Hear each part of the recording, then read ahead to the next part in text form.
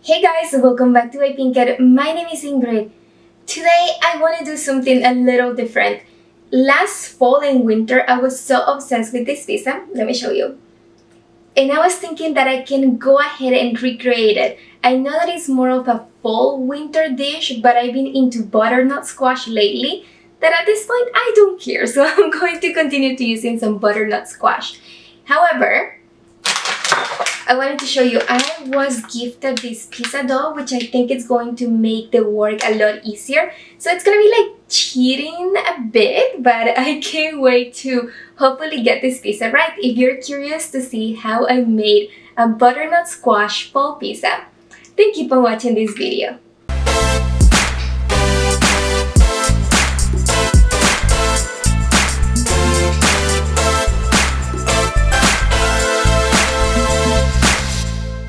As with any other dough, the first step is to sprinkle some flour. I'm gonna use rice flour, but you can use whichever flour you prefer. This wholly wholesome pizza crust is better stored in the freezer. However, 3 hours before you use it, you have to take it out and let it unfreeze at room temperature. As you know, rice flour and tapioca starch are very sticky, so this is why I'm gonna sprinkle some rice flour on top, but also I'm gonna leave you all the ingredients that this pizza crust has on the screen. Once I'm done shaping my pizza crust with the rolling pin, I like to adjust the edges so they don't look too flaky. In a pizza pan, add a little bit of olive oil and then transfer your pizza. If anything looks out of shape, just make sure that you mold it again. Dust stuff the rice flour on top, and in the meantime that we prepare this sauce and the toppings, let's keep these refrigerated. I peel and cut my butternut squash. I'm missing the other half because I actually used it yesterday. But I only need 10 slices. If you don't have a mandolin, you can go ahead and use a vegetable peeler. All you need to do with the slices is that you have to cut them in 3 parts. Next, you will need to steam your butternut squash and also spinach. If you don't have a steamer, you can just steam them in the stove, but you only need to steam them for 5 minutes. Next step is simple. Grab 4 garlic cloves and we're gonna go ahead and chop them. You can use a knife or you can make this step very simple by using a food processor. Alright, so now let's make the cheese sauce. For that you're gonna need half a cup of plant-based milk. I'm using oat milk. I'm gonna add 2 slices of vegan mozzarella cheese. If you can find this one, vegan provolone cheese will also work. You're gonna sprinkle some Italian herbs on top.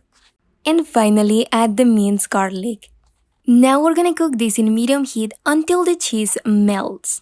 Once that happens, we're gonna add potato starch. Add half a teaspoon of potato starch and 1 teaspoon of water. Combine both, that way when you add it into your mix, it doesn't form any clumps. Just stir well for 2 minutes. Once ready, turn it off and let it cool down for 5 minutes.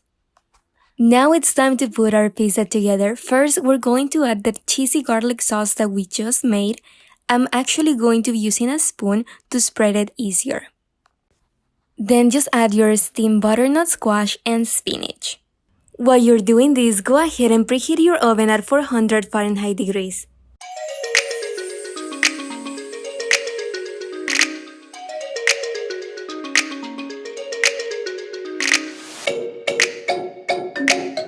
Add Italian herbs and a little bit of salt. I'm only going to bake my pizza for 15 minutes. However, if you start to notice some golden brown on top, you can go ahead and remove your pizza. Now my pizza is ready. I'm just gonna finish it with some cranberries on top. I feel like cranberries are more of a fall fruit. However, since my pizza from True Foods Kitchen had it, I'm going to add them here. This is optional, however, it's gonna make a huge difference in your pizza. You can go ahead and add some olive oil on the edges.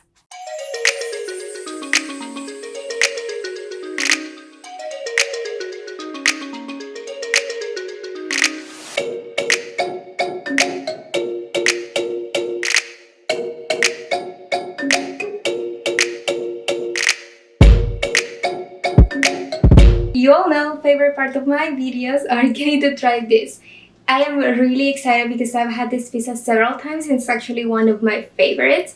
However, this is the first time that I intend to recreate it at home. So let's cross fingers that it does taste good. As you can see, it still has some flour in the bottom, which I try my best to dust, but I totally forgot about the bottom.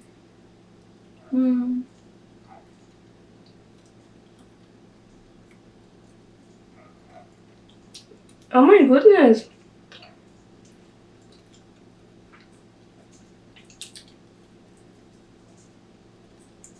You guys, this is so good.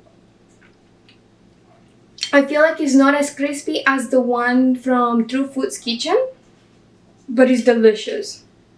Alright guys, this was actually a really fun experiment and it exceeded my expectations because I ended up getting the pizza that I was looking for. If you guys want to continue watching more vegan and allergen friendly videos, make sure that you subscribe.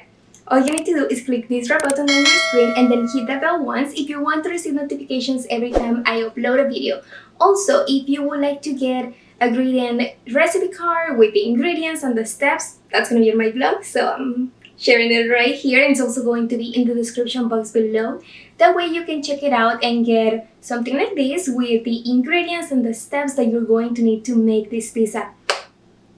It is delicious. I am shocked because I wasn't expecting it to taste this good. The only difference that it has from the True Foods Kitchen one is the crunchiness, because I feel like they probably cook it for, well, they probably bake it for 5 more minutes to make it more crunchy, but then mine is perfect. It's soft, really nice blend of flavors, and it's perfect for the fall.